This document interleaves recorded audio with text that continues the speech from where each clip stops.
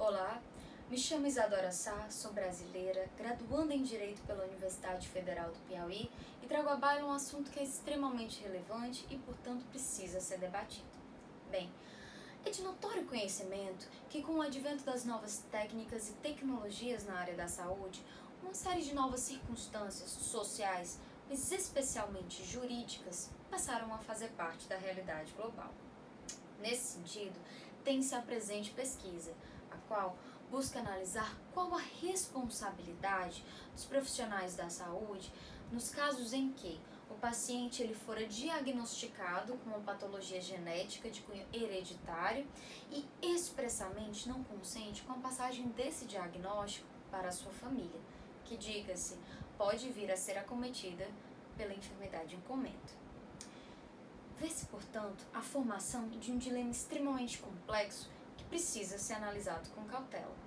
Por um lado, há a necessidade de proteção da liberdade, da autonomia informativa e da intimidade do paciente.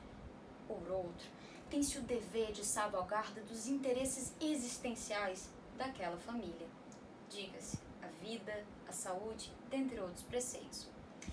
Buscando uma melhor solvência dessa dilema que surge, traz-se a teoria do sopesamento, proposta pelo justo filósofo Robert Alexy, o qual dispõe por meio de uma fórmula matemática que, havendo o conflito entre preceitos ou princípios, aplica-se àquele que interferir de maneira menos gravosa sobre o outro princípio.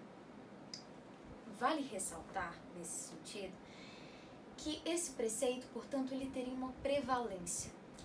E essa prevalência, na presente pesquisa, será analisada por meio de um conjunto normativo trazido não só do ordenamento jurídico brasileiro, mas também das disposições internacionais de direitos humanos. A princípio, em defesa da proteção desse paciente, de sua liberdade, autonomia informativa, traz-se o artigo 12 da Convenção Internacional dos Direitos Humanos, a qual dispõe uma proteção contra a ingerência arbitrária de terceiros nessa esfera íntima do indivíduo. Ademais, trazendo para a ótica do ordenamento jurídico brasileiro, a Constituição Federal traz em seu artigo 5º, inciso 10º, caput inciso 10º e inciso 12º, a proteção, a inviolabilidade da vida privada, da dignidade humana, dos dados individuais, preceitos que precisam, portanto, ser salvaguardados. E essa disposição normativa veio justamente analisando, observando um fardo conjunto histórico, o qual mostrou para a sociedade que os regimes que deixaram de lado, que não observaram preceitos tão relevantes como a liberdade, a autonomia informativa, trouxeram consequências nefastas para a sociedade. Portanto, mostra-se de maneira evidente a importância de salvaguardar tais princípios, tais preceitos. Ademais, o Brasil ele dispõe, através do Conselho de Ética Médica, em seu artigo 73, a necessidade do sigilo profissional, sigilo médico, no qual aquele profissional da saúde ele não pode dispor das informações que ele absorve durante o seu trabalho para terceiras pessoas ou, enfim, para colegas, mas tem uma exceção, salvo justo motivo.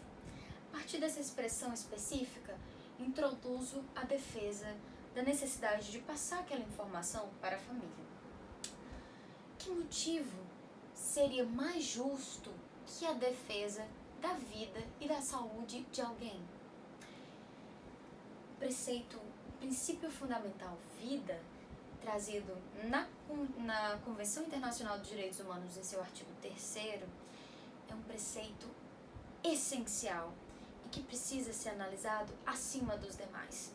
Sem a vida, sem a defesa desse instituto tão valioso, não se pode falar nos demais preceitos, princípios e normas nos demais ordenamentos. Cabe ressaltar que nesse compilado de normas internacionais em defesa dos direitos humanos, em seu artigo 16º, existe uma proteção do instituto da família. Em seu artigo 25º, também dispõe sobre essa proteção da dignidade individual e dos membros familiares. Em seu artigo 29º, traz também limitações a essa liberdade. Esse preceito libertário, ele é fundamental, mas ele não pode ser irrestrito. Precisa-se analisar também o momento em que ele atinge esferas de terceiras pessoas. Bem, o Brasil, diante de todo esse exposto, elaborou no ano de 2018 a Lei 13.709, a qual dispõe uma proteção dos dados pessoais, trazendo em seu bojo o artigo 7º, que fala sobre tratamento de dados, em seu artigo 11º, o qual dispõe sobre essa proteção sobre os dados sensíveis, mas toda essa protetiva traz as devidas ressalvas justamente a esfera da intimidade da vida de terceiras pessoas, no caso, analisado a família desse paciente.